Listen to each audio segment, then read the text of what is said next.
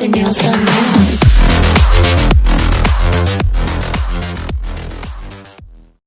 Hey guys, it's me RSK और आज के एपिसोड में हम कंटिन्यू करेंगे आयरन मैन एक्सट्रीमिस का एपिसोड 4। तो बिना किसी तरीके आज के एपिसोड को शुरू करते हैं। गुस्से से भरा हुआ मालन आयरन मैन को मारने के लिए सिटीजन से भरी हुई एक कार उठा लेता है और कहता है, तुम इसी सूट के अंदर फट जाओगे जब ये चीज़ तुमसे टकराएगी और तुम इस सूट से पानी की तरह बाहर निकलोगे। और तभी मालन की स्पीच को इंटरप्ट करते हुए आयरन मैन उस पर चेस्ट फायर करता है और मालन दूर जा गिरता है और आयरन मैन उस कार को पकड़ता है उन्हें बचाने के लिए सिटीजन्स को। और तभी जो आयरन मैन का सूट होता है उसका पावर लेवल होता है वो 0% हो जाता है और टोनी कार के बोझ को संभाल नहीं पाता और कार के नीचे दब जाता है। और वहीं आयरन मैन के चेस्ट ब्लास्ट के कारण दूर पड़ा हुआ मालन वापस उठ खड़ा होता है और आर्मी के हेलीकॉप्टर्स को इग्नोर करते हुए आयरन मैन की तरफ बढ़ता है। इसी वक्त जारविस सेफ मोड एक्टिवेट कर देता है और इसी बीच कार के चारों तरफ आग लग जाती है और आयरन मैन अपनी बची खुची पावर कार को उठाने में लगा देता है और अपने होश को बैठता है। और अगले सीन में हमें दिखाया जाता है कि आयरन मैन को रेस्क्यू किया जा रहा था और इसी बीच एक फायर फाइटर आयरन मैन को उठाने के लिए उसके पास आ रहा होता है। तो आयरन मैन उससे पूछता है, वो बंदा कहाँ गया? तो फायर फाइटर जवाब में कहता है, वो बंदा यहाँ से 300 माइल पैदल चला गया सर, और पता नहीं उसे कैसे पकड़ पाते हम जो इतनी तेज पैदल चलता है।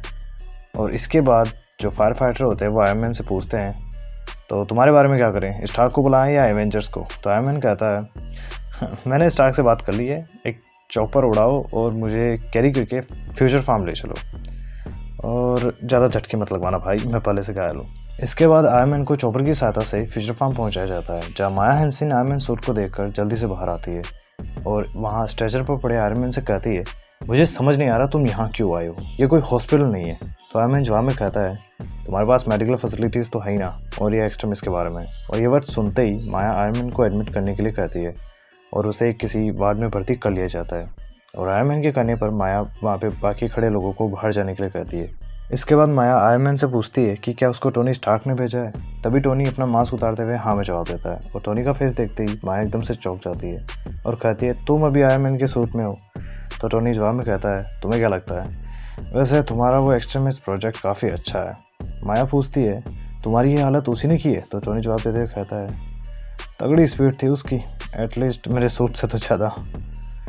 और यह कहकर टोनी माया से अपनी चेस्ट जो होती है ना उसकी चेस्ट पीस वो हटाने के लिए कहता है और बोलता है, इसी चेस्ट पीस ने आज मेरी जान बचा ली। तो माया कहती है, तुम्हें इस वक्त हॉस्पिटल में होना चाहिए। तो टोनी मजाक करते हुए कहता है, हाँ जैसे ये सब मैं तब सोच रहा था जब मेरे ऊपर एक कार पड़ी थी।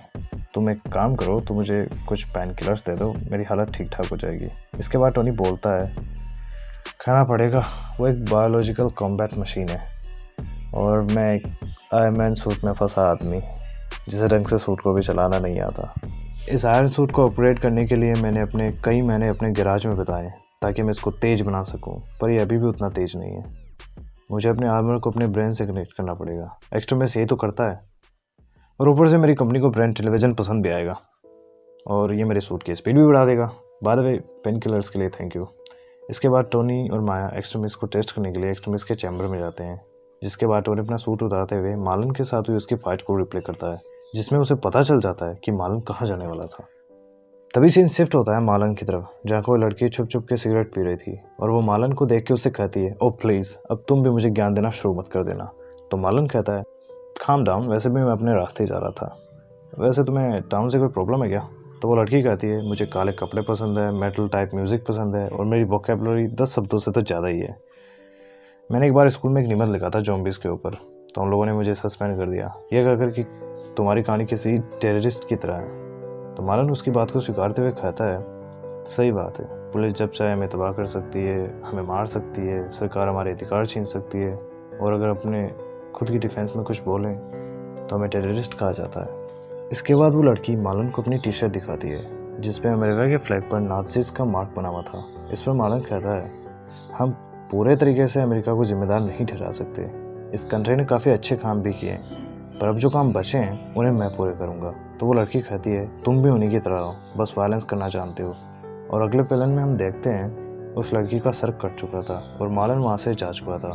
वही दूसरी तरफ टोनी माया को एक्सट्रीमिस्ट प्रोसेस शुरू करने के लिए कहता है, जिस पर माया कहती है, अगर थोड़ी सी भी मिस्टेक हुई तो तुम मर सकते हो, एटलीस्ट तुम एवेंजर्स को तो वार्न कर दो। तो जवाब में टोनी कहता है ये फाइट मेरी है और अगर मैंने एक्सट्रीमिस इंजेक्ट नहीं किया तो मेरी इनर इंजरीज के कारण मैं वैसे ही मर जाऊंगा। और वहीं हम देखते हैं टोनी के मुंह से खून भी गिर रहा था। इसके बाद माया टोनी को बेड पर लिटाती है और एक्सट्रीमिस प्रोसेस शुरू करती है, जिसके असर के कारण टोनी की हालत ख़राब हो जाती है। टोनी थोड़ी देर तो तड़पड़ाता है, फिर एकदम से रुक जाता है। इस पर माया टोनी को उठाने की कोशिश करती है, पर टोनी नहीं उठता। और इसी के साथ हमारा आज का इशू ख़त्म होता है।